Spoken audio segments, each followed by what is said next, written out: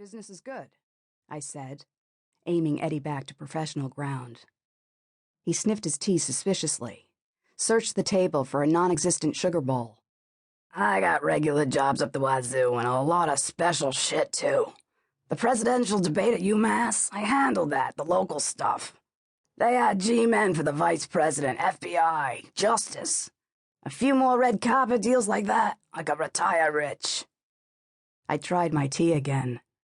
You got the ex-presidents when they speak at Faneuil Hall? Damn, that's coming up, right? Patriots' Day. April 19th is Patriots' Day in Boston. Always has been, always will be. They've tried to turn it into another one of those Monday holidays, but it rankles. Nobody celebrates the 4th of July on the closest Monday. I don't think so.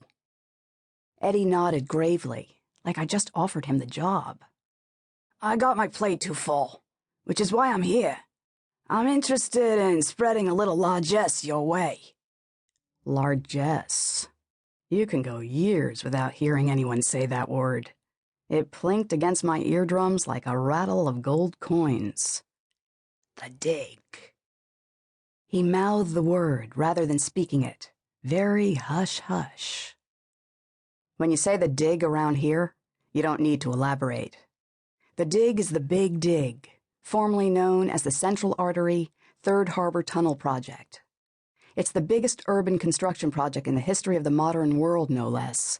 A mega-dollar boondoggle to some, a brilliant and far-sighted plan for Boston's transportation future to others. Read it either way in the newspapers, hear it praised and damned daily on talk radio. The Central Artery Third Harbor Tunnel Project is all about running 161 lane miles of highway through a 7.5-mile-long corridor. Easy enough, except that instead of racing through some featureless desert, the corridor slices straight through the heart of one of the nation's oldest, most congested cities. Add the news that half those highway miles are located in tunnels and include 4 major highway interchanges. Plus, there's a landmark bridge over the Charles River and an under-Boston Harbor tunnel for good luck. To weary natives, it seems like it's been going on forever, but really, here in the year of our Lord 2000, the dig is just hitting its stride, moving into the heaviest period of construction, with 4,000 construction workers planting $3 million a day deep into the ground. There's stuff going on. Eddie kept the whisper low.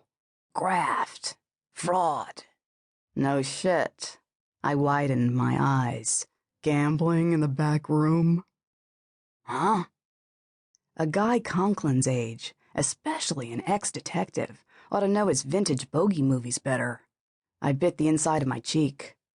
Really? The very idea that a project okayed by the federal government in 1987 at a price tag of $2.6 billion and currently playing at $14 billion bucks and counting might have graft and fraud associated with its execution? I was shocked, simply shocked. Eddie leaned his head close. Foundation Security had been hired by the Inspector General of the Commonwealth after a series of scathing reports lambasting the IG's failure at ferreting out dig fraud. As Eddie told it, the IG wasn't sure which of his guys were on the take, so he'd opted to bring in fresh blood. Eddie and his ops had already uncovered a few irregularities. Nothing major, but the TV broadcasters had eaten them up, and the IG's office had finally grabbed some positive headlines. Would I be interested in joining his team on a temporary basis that might lead to something more than temporary? Before my lunch with Happy Eddie, I'd been juggling medical bills, grocery bills, property tax payments, deciding whether and then when to loot my little sister's college fund. I'd been nursing a bum leg, dunning deadbeat clients, paying full rates for physical therapy. In short, I was more than ready to consider the delights of a regular paycheck plus health benefits. I gulped tea and wondered whether I could deal with the concept of having a boss again, or whether I'd lost the knack of working well with others.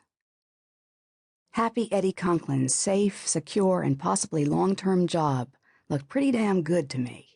Geschmack ist der Fisch auf jenem's Tisch. That's the Yiddish for what my mother's mother might have said about the situation.